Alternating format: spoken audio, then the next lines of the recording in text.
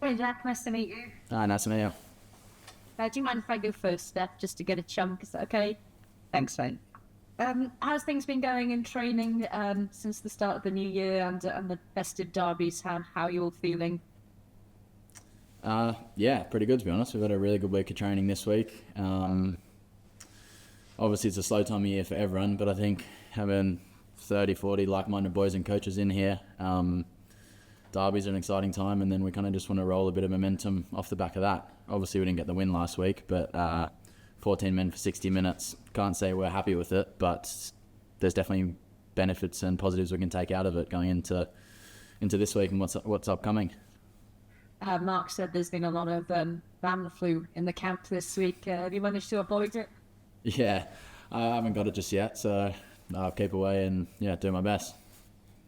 Obviously, 2024 was a bit bumpy for the Ospreys, but good for you personally. I mean, how do you reflect on how you've been playing and your form?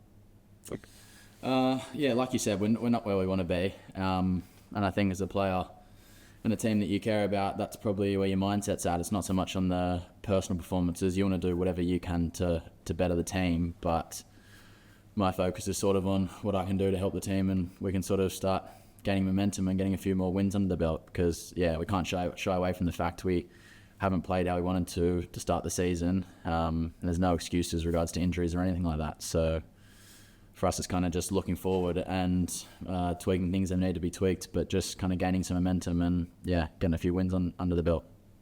How have you enjoyed working under Mark, and how have you coped with that transition since Toby left? Yeah, look, it was Happy for there was a shock to the boys, but everyone sort of knew.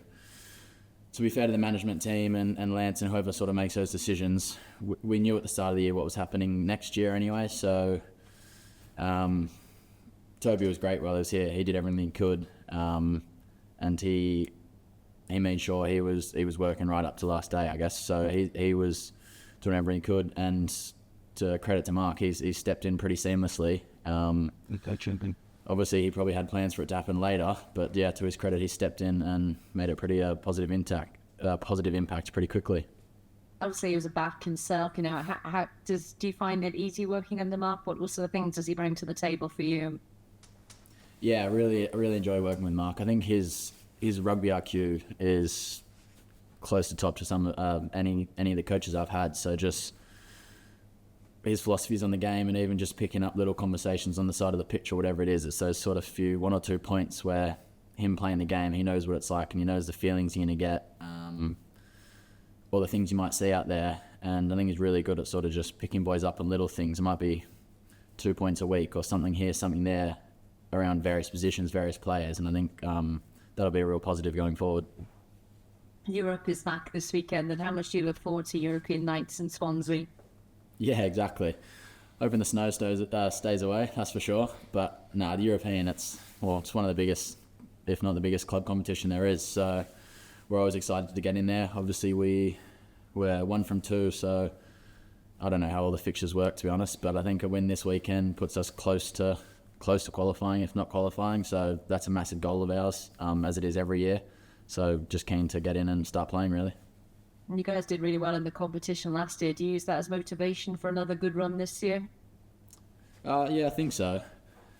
But at the moment, we're just looking forward. It's kind of like I've said on the start of the 24 season. It's what's upcoming. There's no point resting on that, because if we're not winning on the weekend, then that sort of becomes irrelevant. So it's looking at Newcastle, the threats they possess. I mean, they're a quality side, and the Premiership's a tough competition. So looking at what they can bring and then also what we can do against them.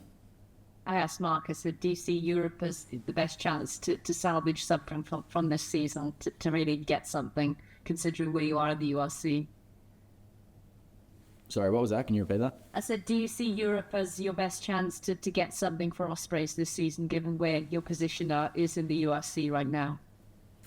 Yeah, well, when Europe's in front of us, we're going to be going hard at that. But in the same breath, I don't know quite how many games we've got left in the URC, but I don't see a reason we can't go for a run there. I think we did similar last year. What was it? A 2% chance of winning the last game or whatever.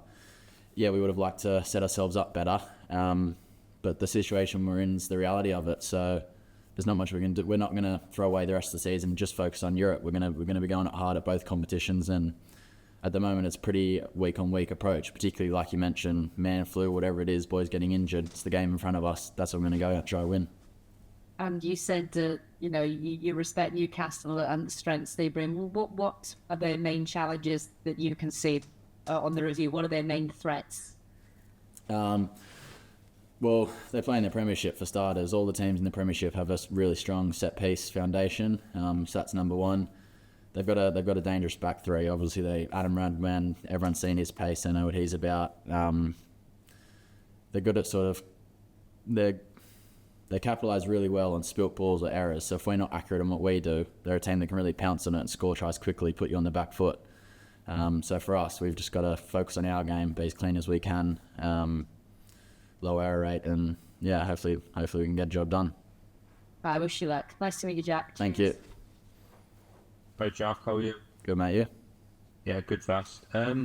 Obviously, in the first part of the season, obviously the Ospreys fell on the wrong side of some results. But do you think since that last-minute win against the Scarlets, do you see that?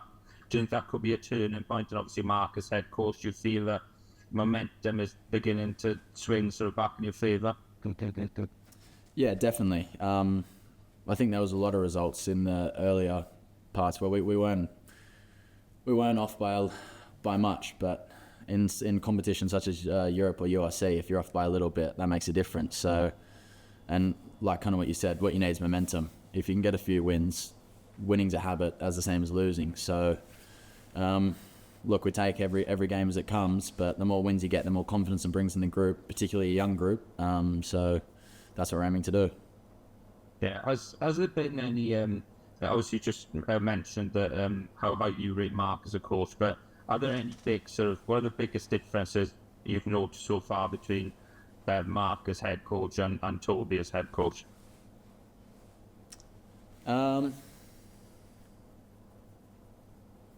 It's a good question, to be honest. Like, I respect them both highly as head coaches. Toby, I guess, he's very philosophical about the way he thinks. And I guess Boise is probably more straight down the line, but to the right person, and if it's brought across the right way, they both have excellent results. So we've had success with Toby, and we're looking to have success with Mark. So for me, it's just what the coach wants. You want to play under them, and for the players, it's to understand the message they're getting across. If we can do that as players, then we're all in sync, and that should be leading to results in the field.